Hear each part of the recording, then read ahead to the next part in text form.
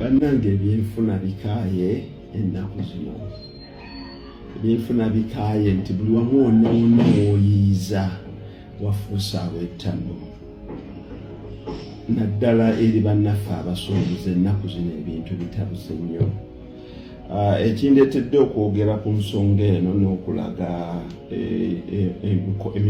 enkola endala omuntu gy'ayinza okuyitamu be bantu abaweze abangi nga banneebaza nti weebale nnyo emisomo gy'otuwa, naddala abavubuka be basinze okunsanyusa nga bagamba nti bwe nakulabirako natandika okuyiga nti ekibuga n'emirimu eno gye tukolamu si bwe bulamu bwokka.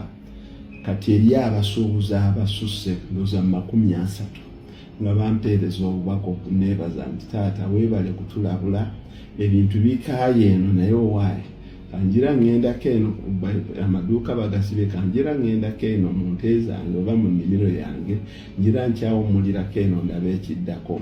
Naddala abavubuka be basinze okunsanyusa abo bannannyini bu botiiki naani okuviira ddala wano Enaalya.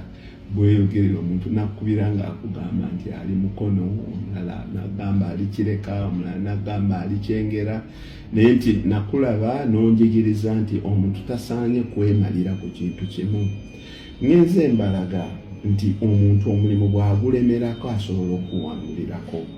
Kati teebereza, abantu baali tebakimanyi nti omuntu asobola okulunda ente ng'azirundira wamu ku ngeri gye bayita eya zero grazing, nti ozisakira busakizi byakulya n'obeera nazo nga nnyingi.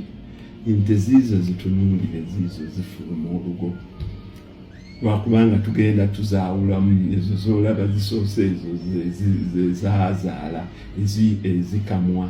Ente ddala bw'eba ekamwa ng'evaamu amata mangi temugisuubira kubanga ejjuzza. Ogujja kulaba nti awo butenga tebunyiridde nga buliraga amagumba. Ente ekamwa ddala eraga amagumba kuba amata gano gagisikambula, okuyonsa kugisikambula. Then ne twawulamu ezo ezirina amawaka amakulu, then ne twawulamu ennyana ezisuumuseemu, then ne twawulamu obuyana obukyali wansi ennyo. Ekigendererwa kwe kulaga abantu nti emirimu gisoboka okukolebwa kubanga ebintu nebyo bikalube nnyo. Kubanga kati ndowooza bannange ebintu ebyobusuubuzi bikalubye, birinakooko ke bikalubyemuuko. Ate omuntu n'atunuulira nti omutwe gwange oba omukono gwange oba okugulu kangusindikeko wano ndabe ekiriyo. We kati gwe teebereza omuntu ne weerimira omuddo gwo n'ogutandika ogusala n'oliisa ente ezo, nebajja ne bakima amataago. Naffe tujja kufuna we tusoomoozebwa oba tufuna okusoomoozebwa, naye abantu bayige nti tosaanye okuteeka maanyi go gonna mu kintu kimu. Bwe kuba kuzimba mayumba ddala gazimbe, zimba mall, zimba units ezisulwamu abantu, zimba zikalina, zimba amaduuka ga bizinesi, naye n'okulimalimako.